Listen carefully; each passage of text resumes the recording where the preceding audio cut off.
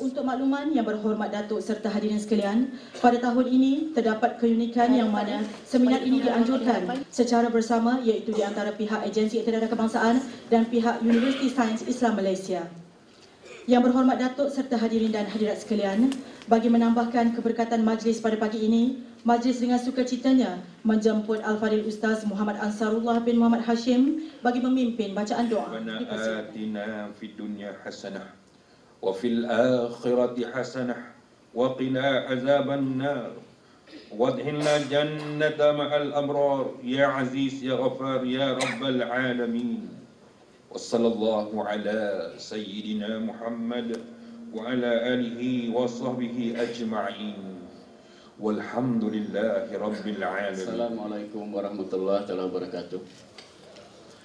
Pertamanya saya ambil kesempatan ini untuk mengucap syukur kepada Allah SWT kerana dengan limpah kurnia dan rahmatnya juga, maka pada pagi ini dapat kita bersama-sama berkumpul dalam seminar penyalahgunaan dadah A Way Forward sempena Hari Anti Dadah Antarabangsa yang jatuh pada setiap 24 Jun pada setiap tahun. Jadi saya melihat kerjasama ini merupakan satu titik tolak kepada usaha pihak AADK dan juga USIM bagi memantapkan lagi kesedaran semua pihak tentang ancaman dan juga bahaya dadah. Jadi melalui Pusat Penyelidikan dalam Penyalahgunaan Dadah Asia di USIM yang nama glamournya kita panggil sebagai Akrida. Jadi pihak USIM telah berjaya sebenarnya mengorak langkah dalam pendidikan dan juga pencegahan dalam penyalahgunaan dadah dan sekaligus menjadikan USIM sebagai sebuah pusat rujukan dalam aspek berkaitan penyalahgunaan dadah melalui aktiviti penyelidikan, penerbitan, latihan dan juga program ini sedikit sebanyak dia akan memberikan satu pendedahan yang sangat baik sebenarnya kepada masyarakat Malaysia, dan ini adalah penting untuk kita menginsafi betapa kita perlu untuk sungguh-sungguh dalam memerangi musuh nombor satu negara iaitu dadah ini. Jadi semenjak akhir-akhir ini, negara kita sering digemparkan dengan pelbagai berita berkenaan penyalahgunaan dadah yang menyayat hati serta mengganggu emosi. Berita-berita ini juga telah jelas menunjukkan yang ancaman dadah memang berlaku kepada semua peringkat masyarakat dan latar belakang penduduk di negara ini. Jadi apa yang lebih membimbangkan kita adalah apabila dadah sintetik baru telah diambil oleh ramai golongan muda-mudi dengan tidak mengetahui kesan dan akibatnya kepada fizikal dan mental kepada penggunanya. Jadi melalui usaha yang giat dijalankan oleh pihak Agensi Anti Dadah Kebangsaan dengan kerjasama NGO dan badan kerajaan dalam memberikan rawatan dan pemulihan dalam penyalahgunaan dadah, saya percaya insya-Allah secara bersama kita mampu untuk membenteras masalah penyalahgunaan dadah pada suatu hari nanti. Jadi kalau kita lihat sabda baginda Rasulullah SAW yang bermaksud sesiapa di antara kamu yang melihat kemungkaran maka hendaklah ia mengubahnya dengan tangan. Jika sekiranya ia tidak mampu maka hendaklah ia mengubahnya dengan lidah. Jika sekiranya tiada juga mampu maka hendaklah dia mengubahnya dengan hati. Dan yang demikian itu adalah selemah-lemah iman. Ini hadis riwayat Muslim. Ini menunjukkan bahawa dalam masyarakat Islam aspek masalah pernikahan dadah ni bukannya maknanya penagih dadah itu sendiri atau keluarga yang bertanggungjawab. Ini adalah tanggungjawab masyarakat. Jadi kalau kita nampak itu satu keadaan yang mungkar, keadaan yang tidak betul, yang telah lari dari landasan, maka tanggungjawab setiap kita lah individu dalam komuniti ini untuk membentukkan keadaan. Kehadiran kita semua pada hari ini juga menunjukkan bahawa harapan dan peluang untuk menangani masalah penyalahgunaan dadah di negara ini masih terbuka. Saya yakin dengan kerjasama dan komitmen daripada pelbagai pihak, hasrat kerajaan untuk bersama-sama mewujudkan negara bebas dadah. Tujuan seminar ini ada diadakan adalah satu platform untuk membincangkan mengenai isu dan cabaran baru serta strategi baru dalam kita menangani masalah dadah semasa. Terima kasih kepada panel pembentang yang menyumbang masa, tenaga dan idea dalam merealisasikan seminar ini. Seminar ini merupakan cabaran dan masalah kita bersama dan ia perlu ditangani bersama oleh pihak kerajaan, universiti, NGO dan juga individu. Masalah ini tidak seharusnya kita serahkan semata-mata kepada kerajaan. Sebagai anggota dalam sebuah masyarakat, kita mempunyai peranan yang amat penting dalam bersama-sama kita menteras menyalahguna dadah. Seperti yang sedia maklum, ADK amat mengharapkan sumbangan dan buah fikiran tenaga dari jabatan-jabatan kerajaan, badan-badan kerajaan serta sokongan daripada segenap masyarakat, juga daripada cerdik pandai daripada pihak universiti dalam kita mengenani isu penagaan dadah. Sebenarnya program ini juga kita jadikan asas untuk kita membentuk dalam dasar dadah negara kita, dalam kita menjayakan atau kita merangka ke arah mana negara kita akan, mana kita menangi masalah isu dadah. Alhamdulillah, marilah kita bersama-sama ucapkan tinggi-tinggi kesyukuran kehadap Allah Subhanahu wa taala kerana dengan izin dan limpah kurnianya juga, maka pada hari ini kita dapat berkumpul untuk membaharukan azam serta meningkatkan semangat untuk menteras masalah dadah di negara kita, Malaysia yang tercinta ini. Pada hari ini juga saya merasa amat berbangga melihat sokongan padu yang diberi oleh para hadirin sekalian untuk menjayakan seminar penyalahgunaan dadah A Way Forward Sempena Hari Anti Dadah Antarabangsa 2014 pada hari ini. Terlebih dulu saya ingin mengucapkan jutaan terima kasih kepada Yang Berbahagia Tuan Haji Suhaimi bin Abdullah, Ketua Pengarah ADK, kerana sudi menjemput saya ke program pada hari ini. Tahniah dan sabas dan terima kasih. Saya juga tujukan kepada Yang Berbahagia Tuan Haji Suhaimi, Profesor Datuk Dr. Musa bin Ahmad serta seluruh warga kerja ADK dan USIM di semua peringkat kena bertugas bertungkus-lumus menjayakan majlis yang penuh maknanya ini. Tuan-tuan dan puan-puan sekalian, sebagaimana yang tuan-tuan sedia maklum bahawa kita menghadapi masalah dadah daripada peringkat tahun 50-an lagi. Kalau kita lihat daripada sudut undang-undang yang kita gubal dan diluluskan di Dewan Parlimen, bahawa semenjak itulah masalah dadah telah melanda negara kita semenjak sebelum pergabungan Malaysia pada 1993 lagi. Apabila kita lihat daripada Sarih Dadah Dangerous Drug Act 1952. Pada ketika itu kita menghadapi masalah darurat berhadapan dengan gejala komunis di negara kita ini. Pada ketika itu kita melihat komunislah musuh utama negara yang perlu diatasi dan dihapuskan. Selepas habisnya masalah komunis pada tahun 60-an, walaupun bangkit semula pada tahun 69 hingga ke tahun 89, di Semenanjung 62 hingga 70 lebih, 70-an di Sarawak. Namun kita telah juga melihat bahawa masalah dadah mula menular menjadi satu masalah sosial, ekonomi, kemasyarakatan di negara kita. Dengan itu pada bulan Februari, saya sebut bulan Februari ini, adakah dia secara incidental ataupun secara dirancang? Pada 19 Februari 1983, Perdana Menteri yang keempat, Tun Dr. Mahathir mengisytiharkan dadah menjadi musuh negara yang pertama.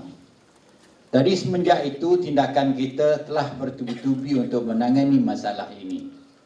Tetapi malang sekali nampaknya masalah dadah masih melanda negara. Pada bulan Februari juga 1996, agensi-agensi di bawah KDN yang menangani masalah dadah telah digabungkan atas keputusan kabinet. dijadikan satu agensi utama untuk membantu pihak penguatkuasa lain, maka wujudlah AADK yang kita lihat pada hari ini sebagai gabungan agensi mengambil tindakan kepada anti dadah pada ketika itu. Dan selepas itu pula kita melihat apa yang berlaku di seluruh dunia. Kalau kita lihat pada zaman awal 60-an dan 70-an, kita hanya mengetahui bahawa dadah adalah gejala keturun daripada the Golden Triangle di utara negara Malaysia. Tetapi apabila berlaku perkara ini,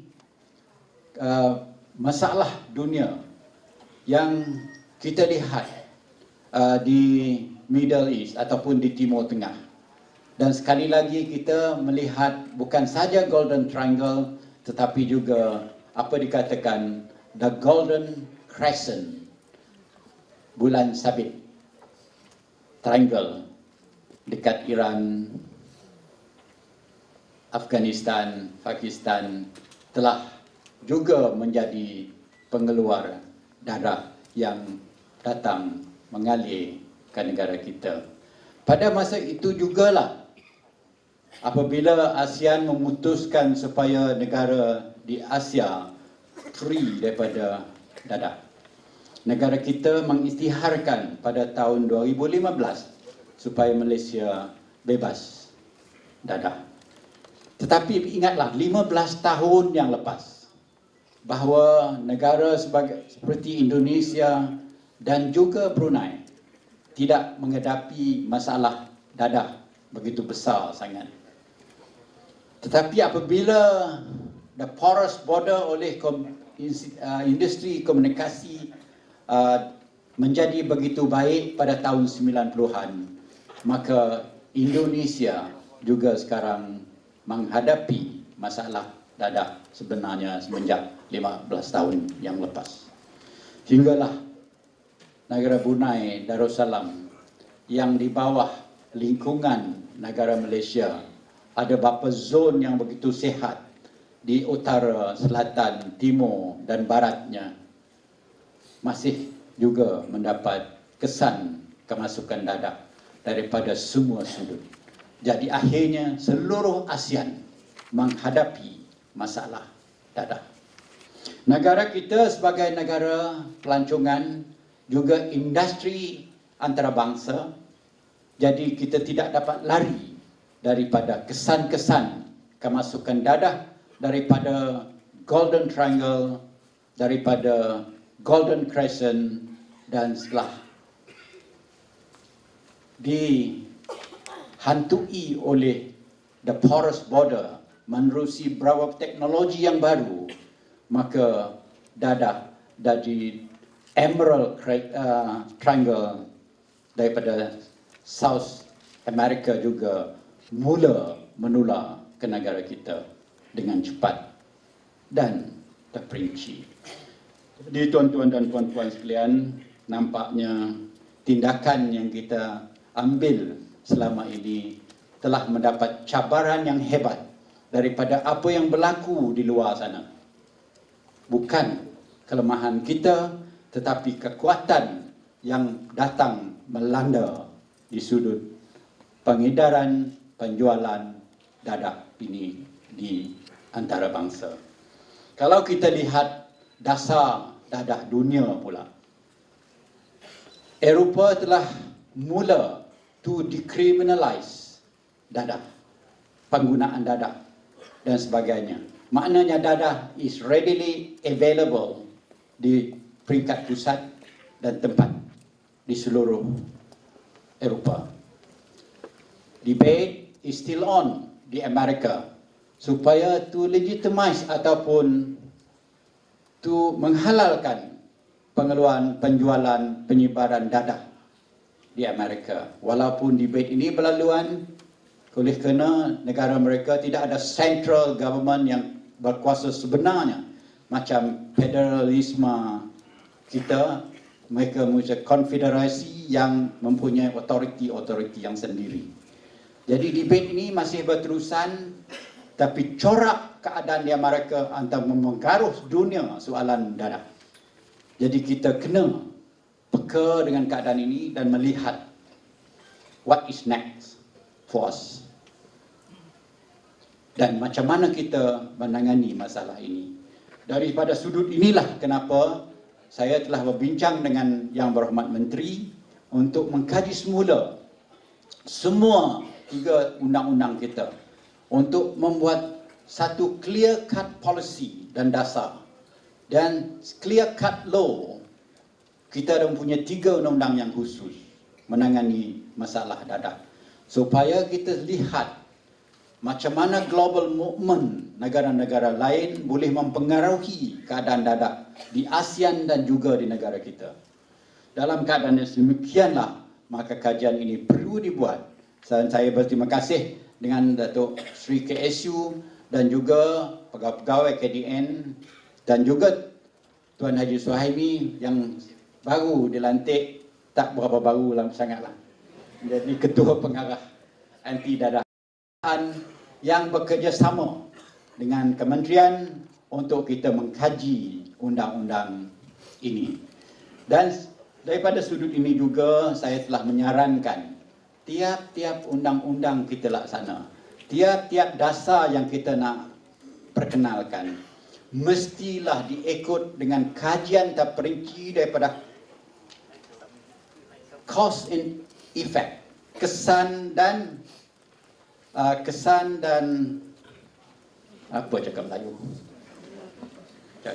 Apakah kesannya daripada dasar dan undang-undang yang kita perkenal? Itu nanti. Jadi kalau kita boleh buat ini, baru kita mengetahui sama ada dasar yang kita perkenalkan, undang-undang yang kita perkenalkan, mendatang kebaikan kepada masyarakat kita daripada penguatkuasaannya.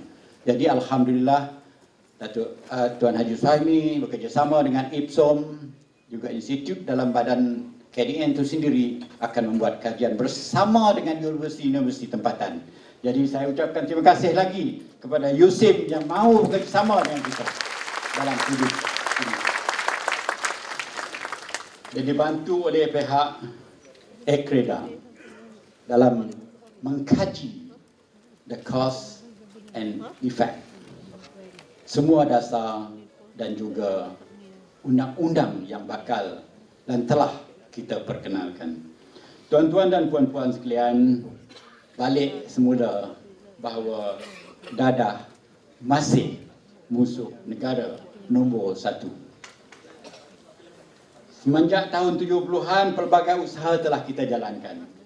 Tapi sebagaimana latar belakang telah saya sebutkan panjang lebar tadi, bahawa masih juga banyak perkara yang perlu dilihat daripada sudut dasar yang disebut oleh Tuan Haji Suhaimi, yang sebenarnya kita tidak mempunyai dasar khusus untuk dadah negara ini. Kini dengan seminar yang kita telah buat dan susulan dengan seminar ini, harapan kita supaya dasar dadah policy boleh kita gubalkan dan perkenal dan laksanakan supaya mudah tiap-tiap agensi, tiap-tiap mereka yang terlibat mengambil tindakan dan susulan daripadanya. Percayalah, salah satu daripadanya ialah pengasingan, the treatment kepada dadah edik dan enforcement of the law tetap akan diteruskan. Dan enforcement ini tidak kenal bangsa, agama, ideologi, apa saja. Dia, apa menteri sebut biasa, color blind, religious blind, everybody, everything blind. Dia akan transcend semua boundaries supaya kita dapat menangani masalah dadah yang kita hadapi sekarang. Kerana dadah, tuan-tuan dan puan-puan, sebagaimana yang research dibuat oleh Universiti Malaya, kurang daripada dadah ini juga berjangkit penyakit TB, hepatitis B, HIV dan macam-macam lagi yang menular, bukan saja dimasuk ke dalam penjara, tempat-tempat simpanan mereka ini, tetapi juga ke dalam masyarakat kita. Ini yang kita bimbangkan. Malaysia yang dulunya bebas daripada TB, bebas daripada hepatitis, bebas daripada bermacam penyakit berjangkit, tetapi sekarang mula kita lihat datang semula.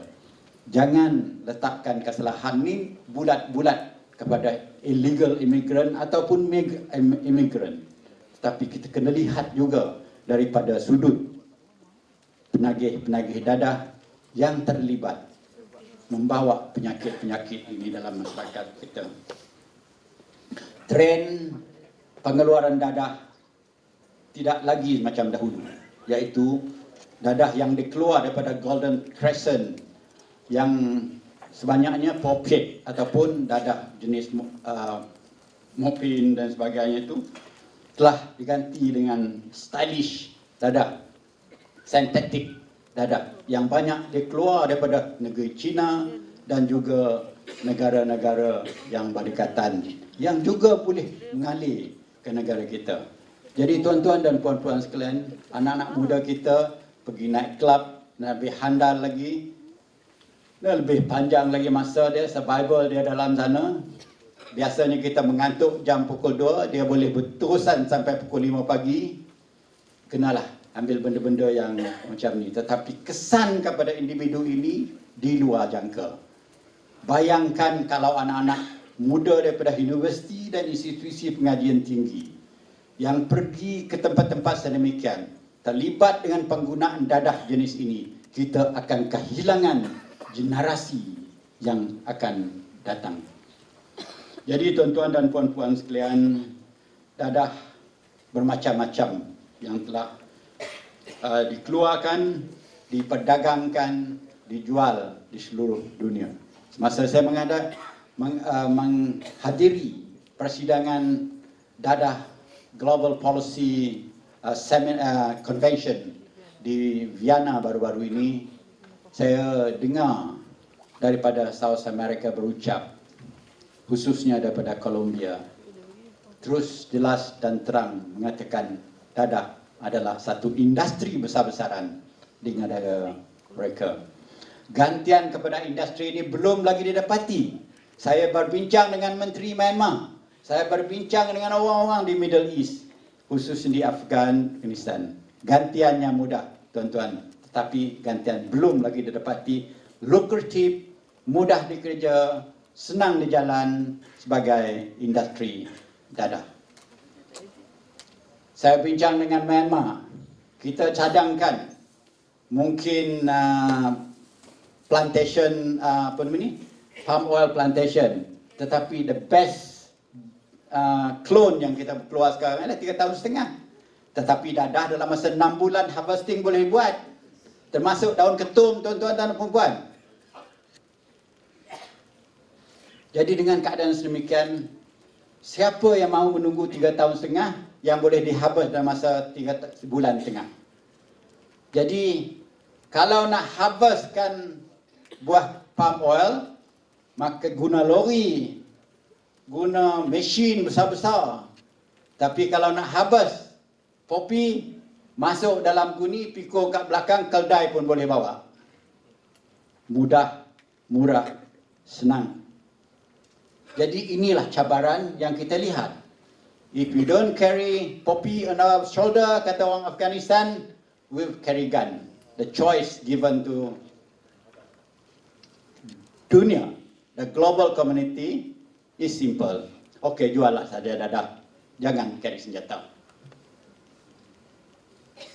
Jadi, tuan-tuan dan puan-puan sekalian, inilah cabaran yang kita lihat. The porous border, easy transportation, connection dan contact. Yang kita lihat sendiri. Dengan itu, kadar dasar dan polisi kita kena berubah to accommodate situasi dunia yang ada kita hadapi sekarang ini. Jadi tuan-tuan dan puan-puan sekalian, sekarang detailnya biarlah Tuan Haji Suhaimi yang sebut berapa orang kena tangkap, berapa orang nak penjara dan sebagainya itu.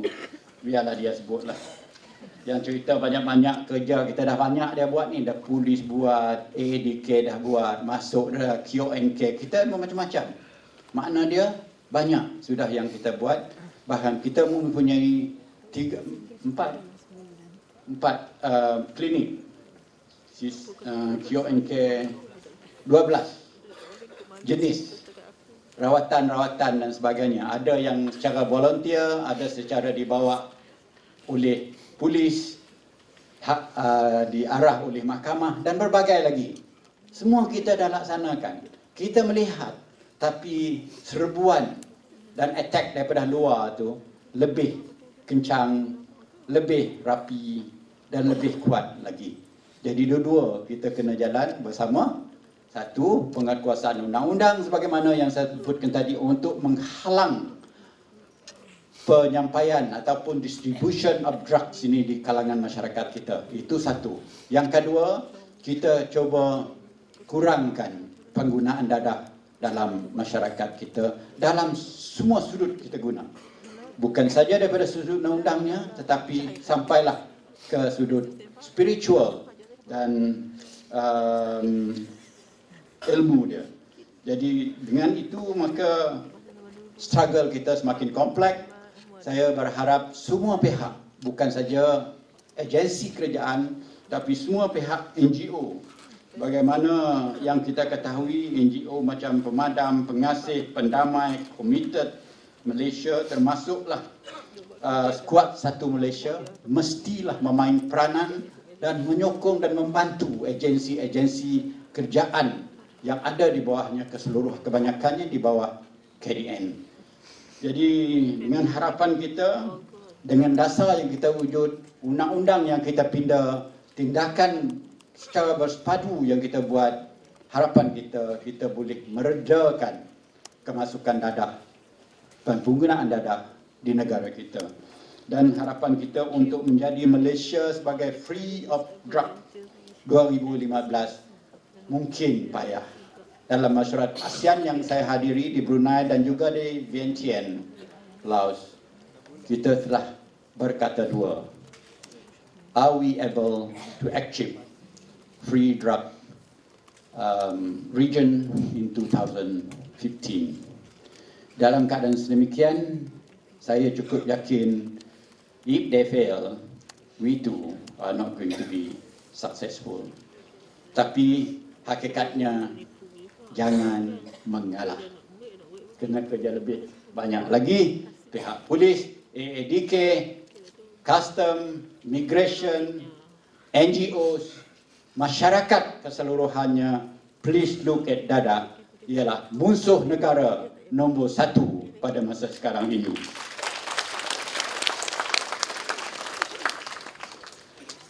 Sebelum mengakhiri, saya sekali lagi ingin mengucapkan tahniah kepada Yang Berbahagia Tuan Haji Suhaimi dan juga Yang Berbahagia Profesor Datuk Dr. Musa bin Ahmad serta seluruh warga kerja ADK dan USIM kena betul-betul menjayakan seminar pada hari ini.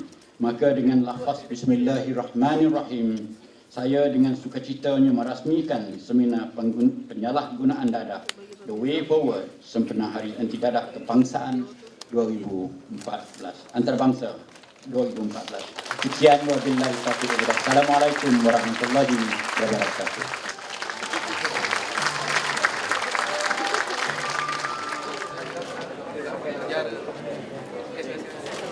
Saya boleh beritahu semua ni ada kesan yang membinasakan dalam ni, ada kesan yang terus kena otak terus.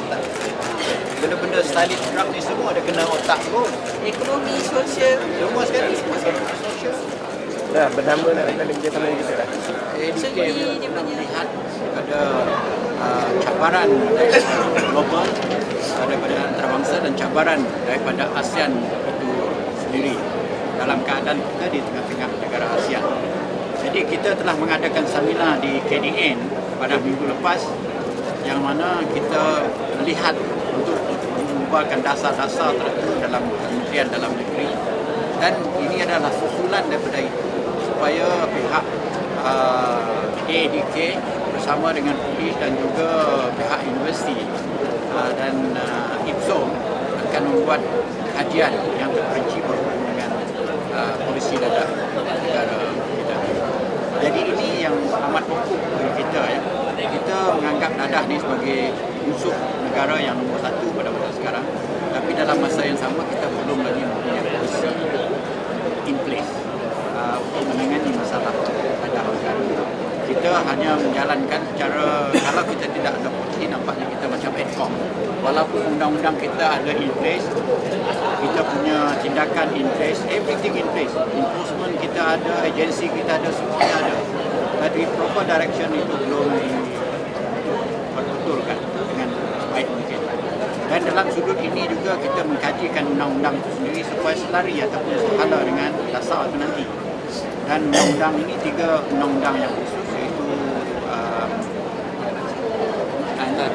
Akta Dadah Berbahaya tahun 52, Akta Dadah Berbahaya tindakan-tindak khas, dan Akta Dadah Berbahaya pemulihan dan rawatan dan pemulihan. Jadi 3 undang-undang ini perlu dilihat dan dikaji semula. Jadi dalam keadaan demikian, kerana dadah ini juga melibat perkara-perkara lain, iaitu money laundering dan sebagainya. Jadi semua ini di bawah kajian Kementerian Dalam Negeri yang soalan dadah polisi ini diterajui oleh pihak AADK untuk melihat sendiri macam mana dadah polisi dadah polisi laksana dibuat.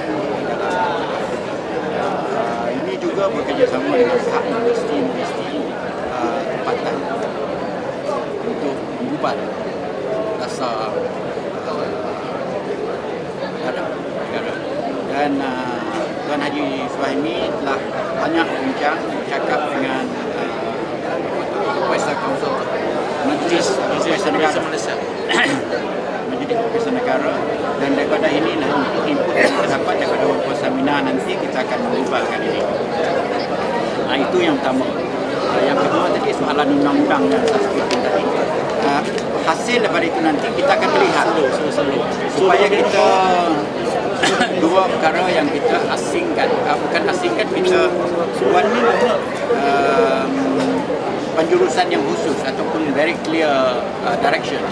Satu, untuk menguatkuasa, menghalangkan kemasukan dadah negara ini dengan menggunakan kuasa undang-undang yang ada pada kita, dan membawa mereka ini ke hadapan pengadilan. Umpamanya kita melihat Dangerous Drug Act 1952 kan.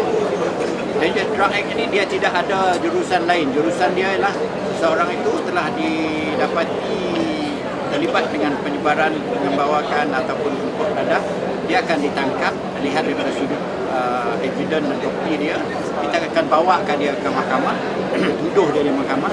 Kalau dia dapati bersalah, dia akan masuk dalam penjara. Ini memang tidak ada kompromi dalam sudut ini. Dan satu lagi yang masih sama-sama kita lihat ini, soalan decriminalizing orang pengguna dadah. Pengguna dadah yang dengan secara mungkin mencoba, mungkin mereka yang pergi ke night club dan tempat-tempat entertainment center macam ini, ataupun mereka terlibat dengan festival carnival music macam mana yang kita lihat baru-baru ini berlaku. Mereka ini melihat kawan dan rakan dia ataupun geng dia, grup dia terlibat dengan dadah, dia pun nak cuba. Dia secara dengan tidak sengaja dia mencuba juga jadi ketagih. Bila yang tadi soalannya di mana letaknya mereka ini nanti? Adakah mereka ini kita nak tuduh ke mahkamah juga atau macam mana? Adakah kita nak criminalize mereka ini? Jadi ini direction yang belum lagi khusus dalam undang-undang kita pun belum lagi masih clear. Kerana undang-undang kita yang ada sini, tiap-tiap orang ditangkap oleh polis dan AADK mesti dibawa ke mahkamah, daripada mahkamah beri arahan supaya mereka ditahankan di pusat-pusat yang bersama. Tapi dalam masa yang sama, oleh kerana kita terpengaruh dengan apa yang berlaku di kalangan antarabangsa, yang mana pengguna dadah ini kita tak payah bawa ke mahkamah, tak payah simpan dalam tempat tahannya. Kita diberi secara sukarela mereka ini. Juga kita mempunyai mekanisme dan tempat-tempat klinik yang tertentu seluruh negara dah dibuat. Jadi dalam keadaan demikian, undang-undang mesti diselaraskan, dasar mesti diselaraskan untuk penggunaan ini supaya kita tidak jauh sangat lari daripada apa amalan antarabangsa. Betul. Betul. 3 undang-undang tadi akan dikaji. Bila jangkanya? Pengkajian undang-undang ini dia kadang-kadang kita nampak dia amat kompleks ya. Bukan dia di antara KSU dengan saya ataupun dengan Tuan Haji Saimi saja yang bincang. Kita kena bincang dengan semua kementerian lain, jabatan-jabatan lain. Bahkan kita bincang dengan persatuan-persatuan. Kita kena bincang dengan badan-badan sukarela. Kita bincang dengan banyak pihak sebelum kita dapat sepakat dan dibawa kepada kabinet. Bila draftnya sampai ke kabinet, kabinet juga akan bincang, tiap-tiap kementerian akan buat komen. Buat komen sama ada okey tak pindaan-pindaan yang kita cadangkan. Apabila kementerian semua dah mendukung secara keseluruhan unanimous sebulat suara, barulah undang-undang itu draft dia dibalikkan kepada Peguam Negara untuk dibuat jadi rang undang-undang sebelum dibawa ke parlimen oleh kementerian. Jadi kita masih menunggu proses ini. Ini adalah satu proses perundangan dan juga proses demokrasi. Kita tidak boleh lari daripada sudut demokrasi dan sudut perundangan ini, sistem perundangan kita. Jadi kita masih mengkaji semua undang-undang ini, kita dah kaji, kita dah bincang banyak peringkat dengan ADK dah bincang dengan Peguam Negara, dah bincang, saya sendiri dah berfungsi beberapa kali, menteri dah berfungsi beberapa kali. Jadi dari peringkat itu kita dah buat dah. Jadi peringkat perbincangan dalam sudut lain. Jadi satu lagi, yang ketiga yang nak sebut, kalau tak nanti boleh soal. Yang ketiga nak sebut ialah satu persoalan yang dibangkit oleh seorang pada saya, beberapa orang pada saya, iaitu ada di negeri Melaka telah memuluskan satu usul ya, satu motion di State Assembly Melaka.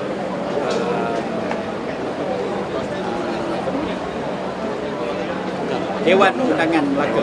Dewan Undangan Melaka telah meluluskan satu motion untuk mengawal, regulate dan kontrol penggunaan glue, iaitu tidu, gam. Jadi ini telah dilaporkan dalam oleh bernama. Jadi soalannya, kita kembali kepada undang-undang ya.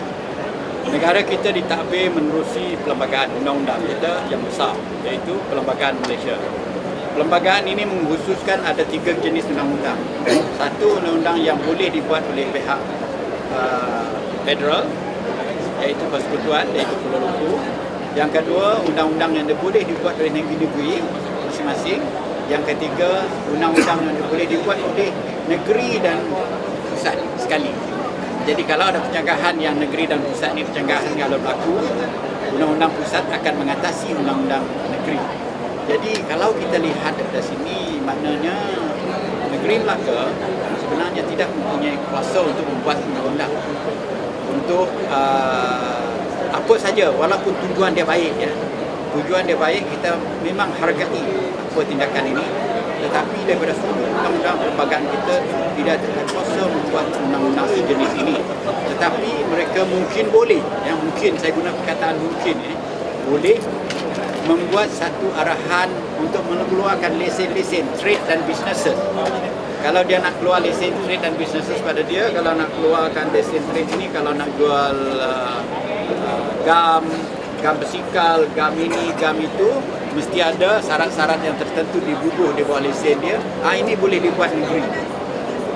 Tapi untuk undang-undang dikuatkuasa ADK, dikuatkuasa oleh pihak polis, dia tak boleh sebab agensi federal ni kena undang-undang federal juga yang mengarah dia. Betul. Walaupun tidak putuskan dalam Dewan Undangan Negeri semalam, ini terbatal lah begitu? Tidak, dia tidak terbatal. Usul itu dia melihat sejauh mana dia buat. Dia bukan sejenis undang-undang yang dilaksanakan, tapi kalau sebagai satu garis panduan untuk mereka mengeluarkan lesen kepada bisnes, itu mungkin diboleh. Itu saja. Ya. Jadi dia kena rujuk kan ketika KDN ke? Tak perlu. Kalau dia nak buat sebab lesen ni, lesen premises dan sebagainya itu memang di bawah kerajaan ini dan local council punya tugas bidang kuasa local council. Jadi dia kena lihat dua dulu, satu undang-undang, yang kedua syarat dalam lesen. Kalau syarat dalam lesen itu bolehlah buat. Boleh buat. Tapi dalam masa yang sama saya nak memaklumkan saya telah mengkaji undang-undang Singapura dan undang-undang negara lain dan saya telah bincang dengan penasihat undang-undang KDN dan juga memaklumkan kepada KSU dan Menteri berhubung dengan kajian ini. Kita bincang dalam KDN kementerian sudah dan kita juga tengah menggubal undang-undang blue snipping ni, hidugam ni. Sebab dia masa ini menghidugam bukan dianggap sebagai ragih dadak ya. Dia lain. Jadi itu dia kadang-kadang dia ambiguous dalam sudut ini, dia ambiguous, dia berasingan. Jadi masih kita study dan insyaAllah undang-undang ini kita bawa. Saya daripada Sarawak, negeri Sarawak yang banyak menghidupkan ni. Sebabnya 500 jenis domestic good and article yang gunaan harian yang ada boleh diklasifikasikan sebagai hidupan yang boleh membuat orang jadi itulah jadi yang memeriahkan kerjaan walaupun perkara ini dah 15 tahun dibincang. Jadi insyaAllah kita akan percepatkan juga pengeluaran undang-undang ini. Mungkin kita lihat apa Singapura buat, apa Thailand buat dan negara-negara buat. Terima kasih. Betul, satu lagi mungkin Datuk nak cakap bahawa masyarakat jangan lupa bahawa dasar dadah musuh nombor satu negara masih lagi. Ya, masih lagi dasar tu dadah sebagai musuh nombor satu negara. Oh ya, itu memang masih. Pengisytiharan yang dibuat oleh Perdana Menteri keempat Tun Dr. Mahathir pada bulan Februari 1983 itu masih sekarang. Hilangnya cabaran daripada komunis tu, dadah inilah menjadi cabaran yang kuat. Dan saya nak beritahu dengan KSU tadi, ni IDK ni pun kena upgraded di government dia, di department dia tu. Kena upgraded dalam semua sudut dia sebab kita tak boleh sebab dia menghadapi secara sendirinya sebagai agensi dadah negara, gabungan daripada saya sebut tadi agensi badan-badan daripada KDN dahulu dan diputuskan menjadi agensi dadah negara ni. Dia memang mengambil alih semua tugas untuk menangani masalah dadah. Jadi penguasaan tu mesti di tangan polis lah, memang juga bersama dengan ADK. Okey, Datuk saya nak tanya sikit susulan daripada bot karam di Kuala Lumpur di Sepang. Macam mana nak selesaikan masalah isu pendatang haram sedang dalam musim bulan puasa dengan musim raya, yang pendatang haram ni akan balik cara menggunakan bot tongkang. So apa kerajaan perlu buat?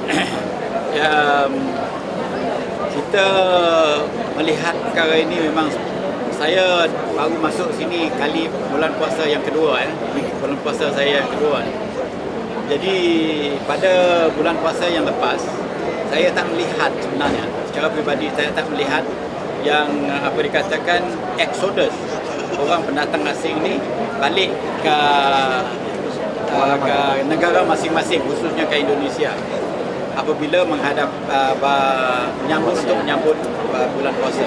Tapi tahun ini kita melihat dan kemalangan berlaku oleh kena keadaan cuaca dan keadaan laut yang berlainan daripada keadaan laut yang tahun lepas. Jadi sekarang kementerian sedar perkara ini berlaku dan kementerian bahkan menteri sendiri memberi arahan kepada semua agensi-agensi penguasa supaya mengetahui mereka ini bukan nak masuk, dia nak keluar. Kita berilah kemudahan dengan mereka ini. Kalau ada salah tu compound tu atas kerjaan lah pertimbangkan sama ada compound dan data balik, tapi mesti dipermudahkan mereka ini keluar. Ini arahan menteri. Jadi arahan menteri dalam pos kabinet tu jadi satu arahan kementerian lah. Jadi kita akan laksanakan ini.